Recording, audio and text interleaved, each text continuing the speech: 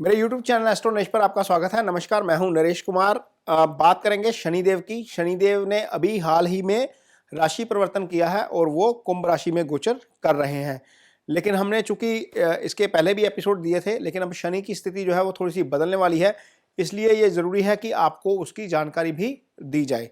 शनि 30 जनवरी को अस्त हो जाएंगे। हालांकि शनि का गोचर जो है वो 17 जनवरी को ही हुआ है। मकर राशि से कुंभ राशि में उन्होंने प्रवेश किया है, लेकिन चूंकि मकर राशि में सूर्य का गोचर हो रहा है, तो जैसे ही वो डिग्रिकली करीब आएंगे शनि के, वो शनि को अस्त कर देंगे। ये स्थिति बनेगी 30 जनवरी को। 30 जनवरी को जैसे ही 16 डिग्री चलेंगे, वो विदिन 15 डिग्री आ जाएंगे शनि के और शनि अस्त हो जाएंगे। शनि जब सूर्य के 15 डिग्री बाएं या दाएं होते हैं तो उनकी स्थिति अस्त वाली हो जाती है।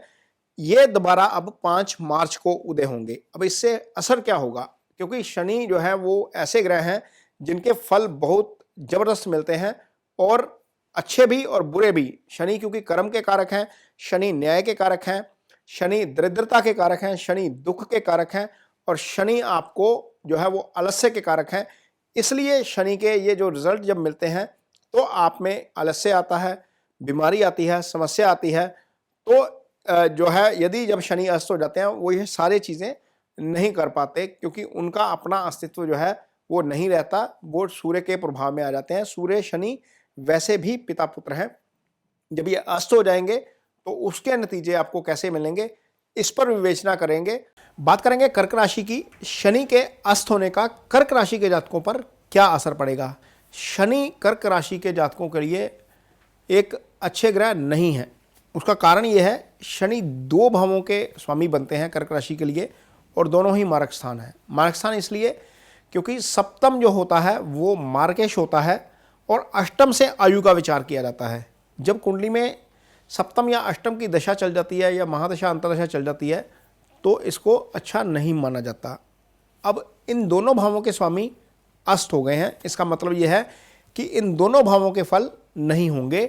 और यदि आप में से कर्क राशि के जातकों में से कोई हॉस्पिटलाइज्ड है, किसी को शारीरिक समस्या है, किसी को क्रिटिकल प्रॉब्लम आ रही है, तो हो सकता है कि वो क्रिटिकल प्रॉब्लम अब धीरे धीरे ठीक होनी शुरू हो जाए, क्योंकि भाव के स्वामी अस्त हो गए हैं और वो अपने फल नहीं कर पाएंगे। यानी कि यदि मार्केश एक्टिव हो जाता है, मार्केश पूरी तरह एक्टिव होता है, तो वो बहुत प्रबल मार्केश हैं शनि।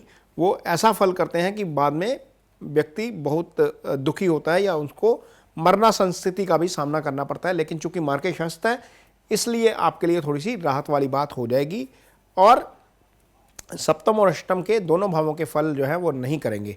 सप्तम भाव से आपका पार्टनर आता है, आपका लाइफ पार्टनर आता है, आपका बिजनेस पार्टनर आता है, और मार्केश भी शनि है, मार्केश भी सप्तम ही है, तो भाव का स्वामी अस्त है। इसका मतलब यह है कि वाइफ के साथ कन्फ्लिक्ट वाली स्थिति नहीं रहेगी, बिजनेस पार्टनर के साथ कन्फ्लिक्ट वाली स्थिति नहीं रहेगी। अष्टम भाव से सीक्रेसी आती है, आपकी सीक्रेसी लीक होने का खतरा था, वो नहीं हो पाएगा। आपका छुपा हुआ धन यहीं से आता है, आपकी सडन एक्सीडेंट यहीं से आता है, सडन प्रॉफिट यहीं से आता है, सडन लॉस यहीं से आता है। ये सारे सिग्निफिकेंस अब डिस्टर्ब नहीं हो पाएंगे, क्योंकि स्वामी जो है वो अस्त हो गए हैं। तो ये स्थिति कर्क राशि के जातकों के लिए रहेगी 2 भावों को लेकर। यदि क्योंकि शनि 2 तरीके से काम करते हैं, जिन 2 भावों का स्वामी होते हैं, जहाँ जहाँ पर उनकी दृष्टि जाती है, जो और उनके कारक तत्व हैं। तो कारक तत्व हम पहले बता चुके हैं कि शनि के कारक तत्व हैं दरिद्रता, गरीबी, आपकी आलस्य, और आपका जो है वो कोर्ट कचहरी का केस सारा शनि से आता है। और शनि की दृष्टि, जब शनि आपकी कुंडली में अष्टम भाव से गोचर करते हैं, तो सबसे पहले आपके दशम भाव को डिस्टर्ब करते हैं। दशम भाव आपकी कुंडली में जो है वो आपके कर्म का भाव है, आपके फादर का भाव है। इनके ऊपर ढैया भी चल रही है शनि की, तो कर्म को डिस्टर्ब कर सकते हैं। सबसे पहला तो यह है कि कर्म को डिस्टर्ब कर रहे थे, वो डिस्टर्बेंस अब नहीं रहेगी, क्योंकि शनि का अपना अस्तित्व नहीं रहेगा। अस्त होने के बाद वो कुछ नहीं कर पाएंगे। आपके फादर की हेल्थ को लेकर दिक्कत आ रही थी, वो 30 के बाद ठीक हो जाएगी, कोई दिक्कत नहीं आएगी। आपके प्रोफेशन को लेकर, कहीं आपके करियर को लेकर कहीं ना कुछ चीज़ें स्टेक पे आ रही थी, आपके कारोबार को लेकर कुछ चीज़ें स्टेक पे आ रही थी, वो चीज़ें अब नहीं रहेंगी। क्योंकि जब अष्टम में शनि आते हैं तो बहुत सारी चीज़ों को डिस्टर्ब करते हैं। आगे आगे बताएंगे कि क्या क्या चीज़ें डिस्टर्ब होती हैं शनि के कारण। अब 10वें भाव के सिग्निफिकेंस शनि डिस्टर्ब नहीं कर पाएंगे। शनि की अगली दृष्टि जाती है आपके दूसरे भाव के ऊपर। दूसरा भाव आपकी लाइफ में इंपॉर्टेंट भाव इसलिए है क्योंकि ये धन का भाव है, ये कुटुंब का भाव है। यहाँ से आपका बैंक बैलेंस आता है, यहाँ से आपका फ्रेंड सर्कल आता है। तो जब शनि इस भाव को देखते हैं तो इस भाव के सिग्निफिकेंस को डिस्टर्ब कर जाते हैं, लेकिन अब डिस्टर्ब नहीं कर पाएंगे क्योंकि वो अस्त हो गए हैं। तो आपके धन को लेकर धन हानि नहीं कर पाएंगे, आपके कुटुंब को लेकर, आपके पारिवारिक जीवन में कोई समस्या नहीं पेश आ पाएगी, आपके बैंक बैलेंस को लेकर, आपके फ्रेंड सर्कल को लेकर कोई चीज़ जो है वो दिक्कत नहीं कर पाएंगे। लेकिन ये पीरियड 1 महीने के लिए ही है।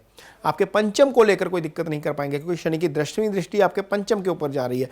तो पंचम के सिग्निफिकेंस क्या होते हैं? पंचम को जब शनि देखते हैं तो गर्भवती महिलाओं के लिए ये अच्छा है क्योंकि शनि जब अस्त है तो वो पंचम की हानि नहीं कर पाएंगे। पंचम भाव के ऊपर, पंचम भाव से हम संतान देखते हैं, पंचम भाव से इजी गेंस देखते हैं, पंचम भाव आपके स्टेट ऑफ माइंड का भाव है।